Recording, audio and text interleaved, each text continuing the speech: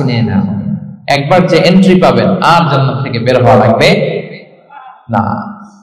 তাহলে সুখ শান্তি আমরা কিভাবে পাবো এটা জানার আগে এই কথাটা আমাদেরকে মাথায় আগে ঢুকিয়ে নিতে হবে যে দুনিয়ার জীবনটা এখানে সুখ শান্তি ক্ষণস্থায়ী, চির সুখ চির শান্তির জায়গা হচ্ছে জান্নাত। জান্নাতে অসুস্থতা নাই, আছে? সবাই বলেন জান্নাতে অসুস্থ হবে, জান্নাতে বার্ধক্য নাই, বুড়ো হবেন না। হ্যাঁ, বিষ্ণু ইসলাম বলেছেন জান্নাতে যারা ঢুকবে তারা হবে আবনা ও সালাফিন ওয়া সালাফিন, 33 বছরের তাগড়া যুবক হয়ে ঢুকবেন, চির যুবক চির যৌবনা। আহলুল জান্নাতে জুরদা ওয়া মুরদা ওয়া আবনা ও সালাফিন ওয়া সালাফিন, শুভ্রদেহী, সুন্দর, সুঠাম, স্মার্ট, ড্যাশিং ফেসের হবে, বয়স বাড়বে, অসুস্থতা স্পর্শ করবে না, আর মৃত্যুই থাকবে না সেখানে। কি বলেন, থাকবে?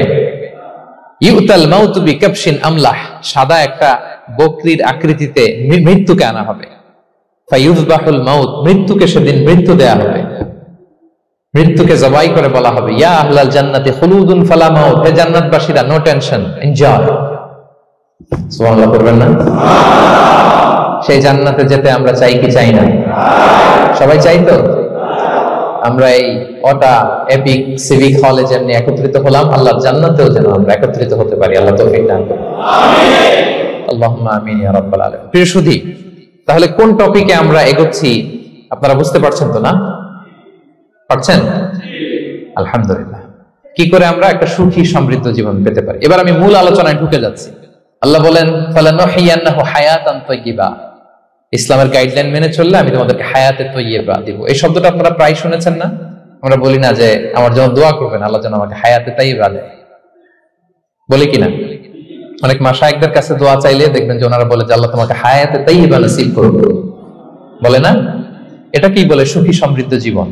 আল্লাহ তাআলা আমাদের সবাইকে হায়াতে তাইয়্যিবা নসিব করুন, আমিন। তো কি করে আমরা এই হায়াতে তাইয়্যিবা পেতে পারি? কার্যকর উপাদানগুলোর মধ্যে প্রথম যে উপাদানটা আমি শেয়ার করতে চাই বা ফ্যাক্টরটা শেয়ার করতে চাই সেটা হচ্ছে লাইফকে কখনো জটিল করবেন না।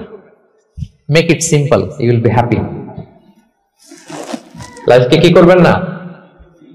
জটিল। অনেকে দেখবেন যে সহজ রাস্তাটা চিনে না, খালি পেঁচায়, খালি জটিল করে। ওমা জাআলা আলাইকুম ফিদ-দীনি মিন হারাজ, আল্লাহ দিনের মধ্যে কোনো কাঠিন্যতা রাখেনি, জটিলতা রাখেনি, সহজ। দিন পালন কঠিন না সহজ? বলেন তো, সবাই বলবেন কঠিন না সহজ? দাঁড়িয়ে নামাজ পড়া ফরজ, কিন্তু দাঁড়াতে পারেন না। বসে পড়লে কবুল করবে কে? বসতেও পারেন না। শুয়ে পড়লে কবুল করবে কে? শুতেও পারেন না, ইশারায় পড়বেন, কবুল করবে কে? ওযু করে নামাজ পড়া ফরজ, পানি নাই, তায়াম্মুম করে নামাজ পড়লে কবুল করবে কে? তাহলে ইসলাম কি কঠিন না সহজ? Make your life simple, you'll be happy. প্রথম সিক্রেট শেয়ার করলাম, লাইফটাকে জটিল বানাবেন না। অল্প কয়েকদিনের দুনিয়া, এমনি কেটে যাবে এটা। ওই দিকে যেন না ঠকি, ওইটা খেয়াল রাখবে। ওইখানে ঠকলে সব শেষ, আমও শেষ, সালাও শেষ। ওইখানে যেন ঠকে না যায়, এটা খেয়াল রাখতে হবে। তাহলে প্রথম ফ্যাক্টর হচ্ছে সুখী সমৃদ্ধ জীবনের, will make our life simple. Simplicity is the key to happiness. আপনি লাইফটাকে সিম্পল করবেন, আপনি হ্যাপি হবেন। রাসূল সাল্লাল্লাহু আলাইহি ওয়াসাল্লামের জীবনীর দিকে যদি তাকান দেখবেন তিনি তাই করেছেন। সুবহানাল্লাহ। সহিহ মুসলিমের একটা হাদিস শোনাই আপনাদেরকে। আম্মা জান আয়েশা রাদিয়াল্লাহু তাআলা আনহা বর্ণনা করেন, তিনি বলেন যাতা ইয়াউমিন জাআ রাসূলুল্লাহ সাল্লাল্লাহু আলাইহি ওয়াসাল্লাম, একদিন সকালবেলা রাসূল সাল্লাল্লাহু আলাইহি ওয়াসাল্লাম আমার বাসায় আসলেন। এসে বললেন ইয়া আয়েশা, হে আয়েশা, আল ইনদাকুম শাই, ফজর নামাজ পড়ে এসে বলতেছে আয়েশা ব্রেকফাস্ট করার মতো ঘরে কিছু আছে, খাওয়ার মতো কি কিছু আছে? আম্মা জান আয়েশা বলেন খালাত মা ইনদানা শাই, ঘরে কিছু নাই ইয়া রাসূলুল্লাহ, কিছুই নাই খাওয়ার মতো। রাসূল সাল্লাল্লাহু আলাইহি ওয়াসাল্লাম বললেন ফা ইন্নী সাইম, ঠিক আছে, কিছু যখন নাই তাহলে আমি রোজার নিয়ত করে ফেলব। কিসের নিয়ত? রোজার নিয়ত করে ফেললাম। কঠিন না সহজ? হ্যাঁ, what an easy going personality you see। এর চেয়ে সহজ সরল আর পলিসি হতে পারে? আয়েশা ফজর নামাজ পড়ে আসছি, ব্রেকফাস্ট করার মতো কিছু আছে ঘরে? ইয়া রাসূলুল্লাহ কিছু নাই। নাই, ঠিক আছে, আই এম ফাস্টিং, যাও আমি রোজা রাখলাম, রোজার নিয়ত করলাম। কত ইজি গোয়িং, কত সিম্পল বানিয়েছেন লাইফটা। আচ্ছা, আমরা হলে কি করতাম? একটু মিলাই নিজের সাথে। সাধারণত আমরা যেটা করতাম, আমরা অনেকে রেগে যেতাম প্রিয় ভাইরা, ঘরে কিছু নাই মানে তুমি আগে জানাবা না আমাকে? হ্যাঁ, গত রাতে বললে তো কিছু নিয়ে আসতে পারতাম। সাধারণত এইভাবেই তো রিয়েক্ট করি আমরা, কি বলেন ঠিক কিনা? আগে জানাবা না কেন, আগে বলো না, রেগে যেতাম। অথবা বলতাম আচ্ছা ঠিক আছে এখন যে একটা কিছু ব্যবস্থা করি, দেখি কিছু পাওয়া যায় কিনা। এরকম অনেক ওয়ে খুঁজতাম, কিন্তু রাসূল সাল্লাল্লাহু আলাইহি ওয়াসাল্লাম এই কোনো অপশন না নিয়ে বললেন okay, there is no food for breakfast, I am gonna fast ফাইন্নী সাইম। ঠিক আছে, খাবার যখন নাই আমি রোজাই রেখে দিলাম। সুবহানাল্লাহ। এভাবে তিনি তার লাইফ লিড করেছেন। Make your life simple, you'll be happy. জটিল না করে সহজ করুন, আপনি হ্যাপি হবেন। রাসূল সাল্লাল্লাহু আলাইহি ওয়াসাল্লামের লাইফস্টাইল ছিল very simple, so simple yet so special. আমরা যেন এভাবে সিম্পলি সলিউশনের দিকে যাই প্রিয় ভাইরা। জীবন কখনো সহজ নয়, জীবন কখনো সহজ নয়। জীবনকে সহজ বানিয়ে নিতে হয়, কখনো দোয়া করে, কখনো আল্লাহর উপর ভরসা করে, কখনো ইগনোর করে, কখনো কখনো মানিয়ে নিয়ে স্যাক্রিফাইস করে, অ্যাডজাস্ট করে। ঠিক কিনা বলেন? জীবন সহজ নয়, সহজ করে নিতে হয়, মানিয়ে নিতে হয়, অ্যাডজাস্ট করতে হয়, স্যাক্রিফাইস করতে হয়। তাহলে প্রথম যে ফ্যাক্টরটা, সুখী সমৃদ্ধ জীবনের প্রথম ফ্যাক্টর যেটা আমি আজকে শেয়ার করলাম, সেটা হচ্ছে simplicity is the key to attain happiness in life. আপনি যদি সিম্পলিসিটিতে বিশ্বাসী হন, দেখবেন হ্যাপি। মানলেই সুখ, আর মনে নিলেই ঝামেলা। মেনে নিলেই শান্তি, আর মনে নিলে, এখন মনে নিবেন না মেনে নিবেন? মেনে নিব। সিচুয়েশনকে এইভাবে আমরা ঠান্ডা মাথায় ডিল করব। কথা কি ক্লিয়ার? আলহামদুলিল্লাহ। 2 নাম্বার, সুখী সমৃদ্ধ লাইফের আরেকটা হ্যাকস হচ্ছে টু ফরগিভ আদার্স। অন্যকে ক্ষমা করা। If you forgive others you will be happy. ক্ষমা করলে আপনি সুখী হবেন। অনেকে আছে ক্ষমা করতে চায় না, কঠিন হৃদয়, পাথরের মতো শক্ত হৃদয়, মাফ করতে চায় না কাউকে। উনি আবার মুনাজাতে বসলে আল্লাহ আল্লাহ আমারে মাফ করো, আল্লাহ আমারে ক্ষমা করো, কাঁদতে কাঁদতে বুক ভাসায়। উনি ক্ষমা চায়, মাগার উনি কাউরে ক্ষমা করেন। এরকম ডাকাত আছে না নাই? চিন্তা করছেন? উনি ক্ষমা চায় আল্লাহর কাছে, কিন্তু উনি ক্ষমা করে না। প্রিয় ভাইরা, ক্ষমা করুন। যে ক্ষমা করে সে ক্ষমা পায়। আচ্ছা, একটু চোখটা বন্ধ করে, চোখ বন্ধ করলাম আমি, জানা অজানা পাপের পাহাড়ের দিকে তাকালাম। এবার একটু চিন্তা করেন যে কি পরিমাণে ক্ষমা আল্লাহর পক্ষ থেকে আমার জন্য প্রয়োজন। চিন্তা করেছেন? এবার চোখ খুলুন, পাপের পাহাড়ের দিকে একটু তাকান। আপনার জানা অজানা যে পাপের পাহাড়, তাকান এবং ভাবুন এগুলোর জন্য কি পরিমাণে ক্ষমা আল্লাহর পক্ষ থেকে আপনার দরকার, প্রয়োজন। সেই প্রয়োজনের তাগিদে হলেও ক্ষমা করুন। খেয়াল রাখবেন, যে ক্ষমা করে সে ক্ষমা পায়, যে অন্যকে ক্ষমা করে না সে ক্ষমা পায় না। তাহলে আল্লাহর কাছে ক্ষমা চাওয়ার আগে আপনি আপনার পাশের লোকদেরকে ক্ষমা করবেন। পারা যাবে তো ইনশাআল্লাহ? ক্ষমা এটা সবাই করতে পারে না, এটা অনেক বড় মহৎ গুণ। যার হৃদয় বড় সে ক্ষমা করতে পারে। আপনি যদি ক্ষমা না করে কারো ব্যাপারে হিংসা, বিদ্বেষ, ক্ষোভ, হিংসা অন্তরে পুষে রাখেন, এটা ওর কোনো লস নাই, লস আপনার। It will burn yourself inside, আপনারে জ্বালিয়ে দিবে।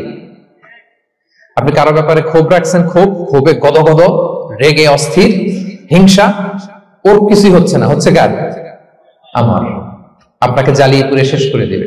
ওর দিকে তাকানোর দরকার নেই। আপনার নিজের সুখের জন্য আপনি অন্যদেরকে ক্ষমা করুন। তাহলে দেখবেন যদি ক্ষমা করে দেন, একটা মনোদৈহিক প্রশান্তি আপনি লাভ করবেন, একটা সুখানুভূতি আপনি পাবেন।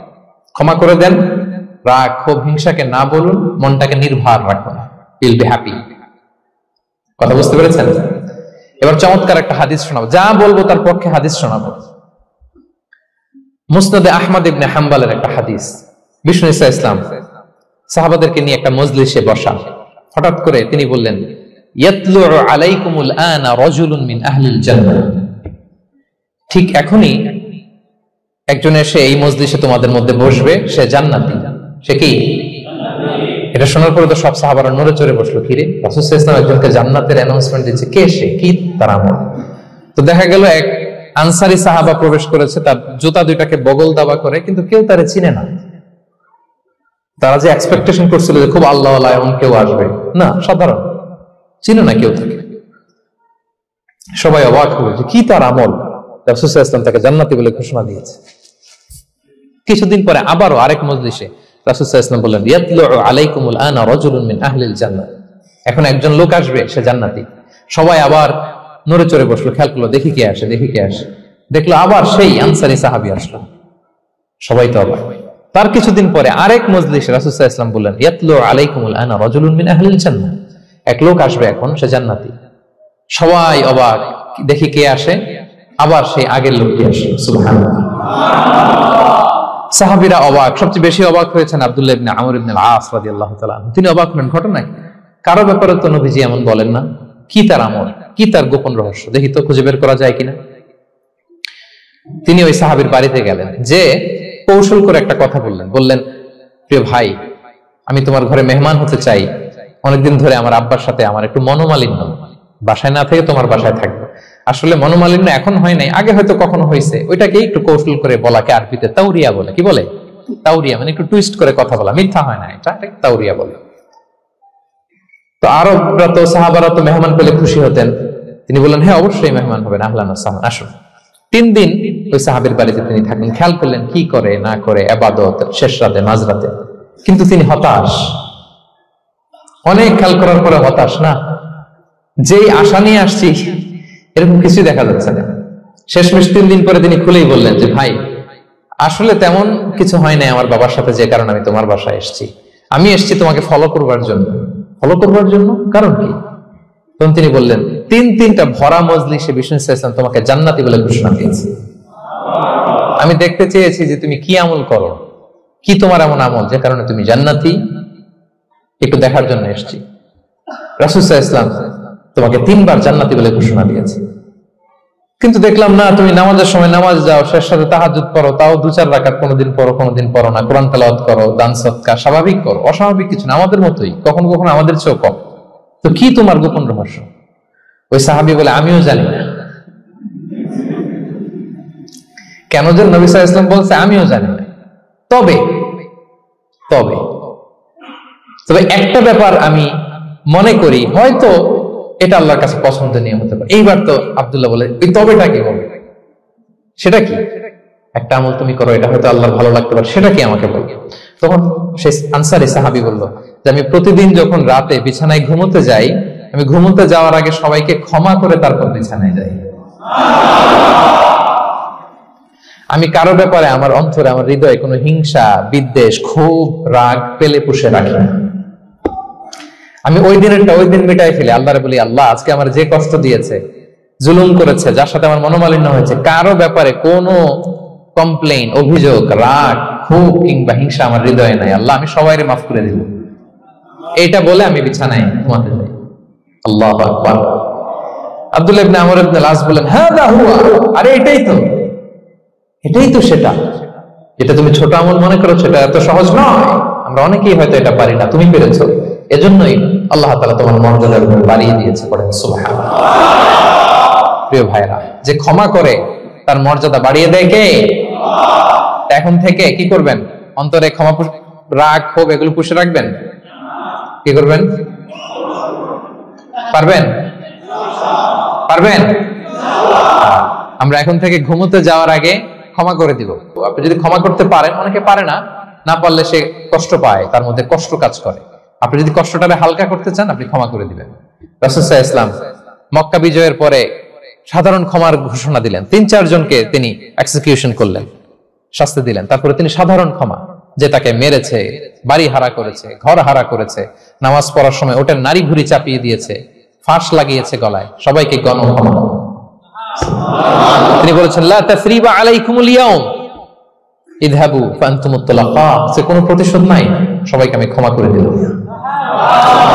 তাহলে যদি আপনি হ্যাপি থাকতে চান, আপনি যদি মনোদৈহিক প্রশান্তি চান, ঘুমোতে যাওয়ার আগে আমরা কারো ব্যাপারে রাগ, খুব হিংসা রাখবো না। হিংসা এমন ভয়ঙ্কর, এটা আপনারা জ্বালায় ফেলবে ভিতর থেকে।